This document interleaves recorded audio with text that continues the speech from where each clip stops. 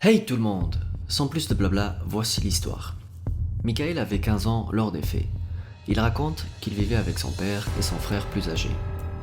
Il explique que les vendredis soirs, il n'était pas anormal qu'il se trouve seul chez lui. Son frère avait l'habitude de sortir avec des potes et son père allait au bar. Michael raconte que ce soir-là, il jouait à la PlayStation jusqu'à ce qu'il sente la fatigue prendre le dessus. Il décide donc d'aller se coucher. Il prend le temps de préciser que lorsqu'il allait dormir, il laissait toujours la porte de sa chambre ouverte. Cette nuit-là, alors qu'il s'endormait, il avait entendu la porte de derrière coulisser. Michael dit trouver ça bizarre parce que ni son frère ni son père ne sont jamais rentrés par la porte de derrière.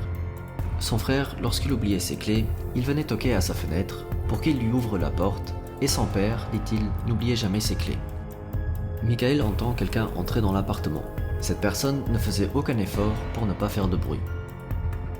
Il entendait la personne s'approcher de sa chambre. Après un bref moment de silence, Michael voit quelqu'un passer devant sa porte. Son cœur a failli sortir de son torse, tellement il était pétrifié par la peur de voir la silhouette d'une personne qu'il ne reconnaissait pas. L'inconnu s'était dirigé dans la salle de bain qui se situait à côté de sa chambre et la personne allume la lumière.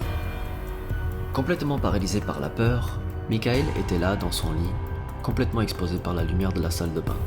Il ne savait pas quoi faire. Après quelques minutes, l'inconnu quitte la salle de bain en laissant la lumière allumée et se rend dans la chambre du frère.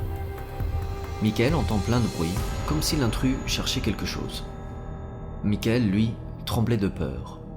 Il était littéralement paralysé par la peur et même s'il voulait, il n'arriverait pas à quitter son lit. Après encore quelques minutes, l'intrus se rend à nouveau dans la salle de bain. Michael dit qu'il s'attendait à ce que la personne entre dans sa chambre à chaque instant. Sauf que, bizarrement, l'intrus n'entrera jamais dans sa chambre. La personne était encore allée dans le salon et même dans la cuisine, et à chaque fois, elle faisait des allers-retours dans la salle de bain. Le plus étrange, c'est que l'individu n'a à aucun moment fait l'effort d'être silencieux.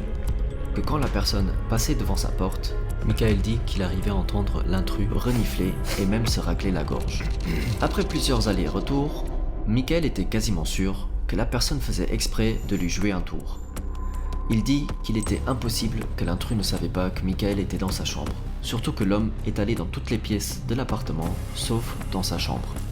L'homme va encore faire plusieurs allers-retours, et puis, finalement, Michael entend la porte coulissante se fermer, suivi d'un bruit de pas à l'extérieur qui s'éloignait. Michael était là, allongé dans son lit, complètement terrifié, et se demandait ce qui venait tout juste de se passer. Après un bon moment, Michael s'est endormi d'épuisement. Le matin suivant, lors du petit déjeuner, Michael demande à son père et à son frère plusieurs fois si ce n'était pas l'un d'eux qui voulait lui jouer un tour.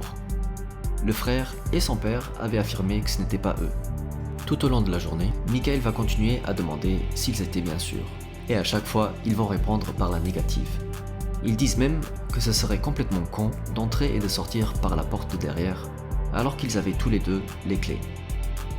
Michael finit en disant qu'il ne saura jamais qui était cette personne qui s'était introduite chez lui ce soir-là. Il dit que le plus bizarre, c'est qu'aucun objet n'a été volé. Ce que Michael trouve encore plus bizarre, c'est de ne pas savoir pourquoi la personne n'était pas entrée dans sa chambre alors que sa porte était grandement ouverte et que la personne est passée au moins 20 fois devant la porte. Maintenant vous savez que si jamais quelqu'un s'introduit chez vous, peut-être que la personne n'a pas d'intention malveillante et elle ne veut que visiter votre domicile. Si vous avez aimé la vidéo, n'hésitez pas à cliquer sur le bouton j'aime. Chaque semaine, je publie une vidéo comme celle-ci, et donc la meilleure façon de ne pas les rater est de vous abonner à ma chaîne. Pour ma part, je n'ai plus rien à vous dire, je vous donne rendez-vous à ma prochaine vidéo, et d'ici là je vous dis bonjour.